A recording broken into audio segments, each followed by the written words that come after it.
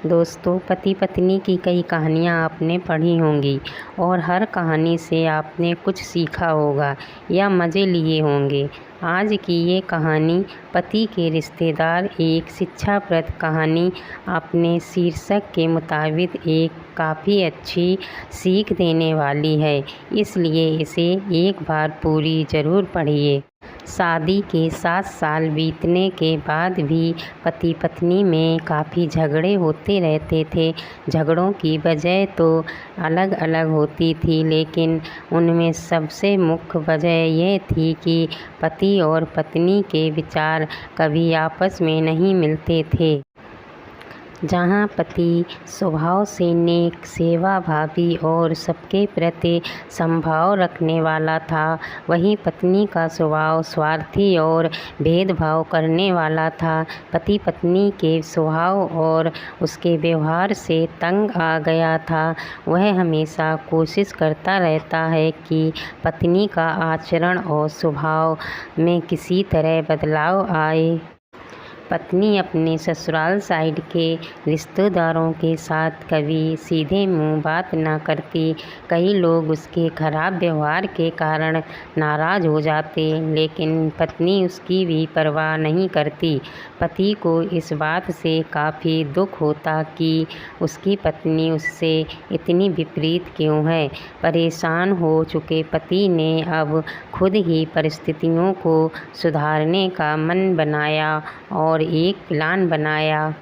अगले दिन पति ने पत्नी से कहा, सुनो कम्मो, मैं सोच रहा था कि मम्मी पापा, मम्मी बहन, भाई और उनके बच्चों को घर पर इनवाइट कर लेता हूँ।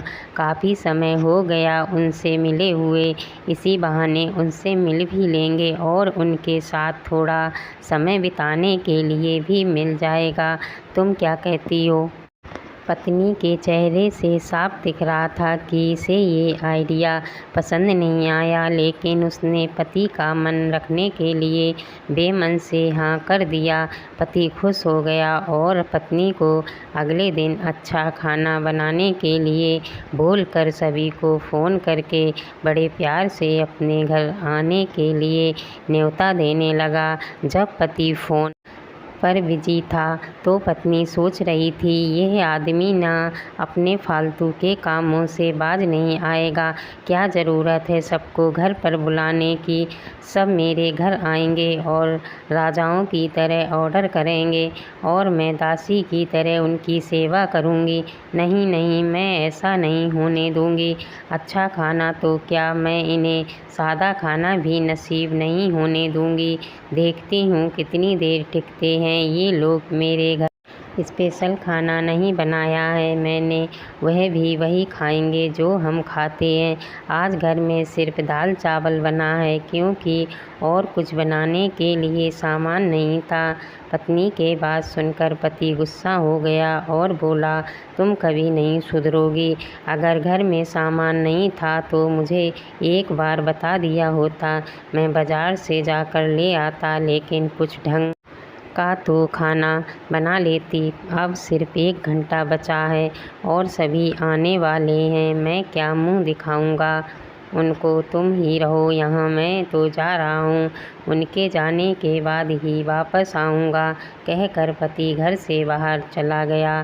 पत्नी को तब तक पति के बातों का कुछ फर्क नहीं पड़ा था, जब तक मेहमान घर पर नहीं आ गए। और जैसे ही सब मेहमान घर पर आए तो पत्नी के होश उड़ गए, क्योंकि भाई बहन, माँ बाप और बच्चे वह उसके पति के शहर वाले नहीं बल्कि खुद उसी के थे। यानी कि पति ने अपने माँ बाप को नहीं, अपने ससुराल वालों को खाने पर इनवाइट किया था।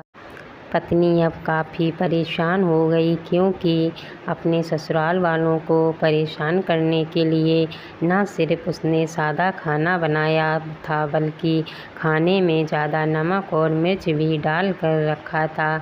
अपने मायके वालों को सामने देखकर पत्नी हाथ मलने लगी। थोड़ा सोचने के बाद पत्नी ने अपने पति को फ़ोन मिलाया और कहा, तुमने मुझे पहले क्यों नहीं बताया कि मेरे मम्मी पापा और भाई बहन आने वाले हैं। तुम पहले बता देते तो मैं अच्छा खाना उनके लिए बनाती। पति ने कहा, मैंने वही बताया जो मैं मानता हूँ। मैंने कभी तुम्हारे परिवार वालों को पराया नहीं समझा और तुमने कभी मेरे परिवार वालों को अपना नहीं माना। और मैं जानता हूँ कि तुमने यह सोचकर कि मेरे मम्मी पापा और भाई बहन आने वाले हैं, जानबूझकर घटिया खाना बनाया। अब तुमने किया है उसे तुम खुद ही भुगतो। मुझे पता है तुमने मुझे इसलिए फ़ोन किया होगा ताकि बाहर से खाना मंगवा सको, लेकिन मैं ऐसा नहीं करूँगा ताकि तुम्हें तुम्हारे किए की सज़ा मिल सके। इतना कहकर पति ने फ़ोन काट दिया। ना चाहते हुए भी पत्नी को अपने मायके वालों को वही खाना खिलाना पड़ा। उसके रिश्तेदार ज़्यादा मिर्च और नमक वाला खाना भी ऐसा सोचकर खा गए कि बेटी से गलती हो गई होगी, लेकिन बाद में जब दामाद ने सारी बात उन्हें बताई तब उन्हें बहुत शर्मिंदगी हुई और अभी उसके बुरा बर्ताव के लिए उसे डांटकर उससे नाराज़ होकर चले गए। दोस्तों, अच्छे रिश्ते बनाए जाते हैं प्यार और अच्छे व्यवहार से, सिर्फ खून के रिश्ते अच्छे नहीं होते। अगर आप लोगों को कहानी पसंद आए तो कृपया लाइक कर देना और चैनल को सब्सक्राइब कर देना।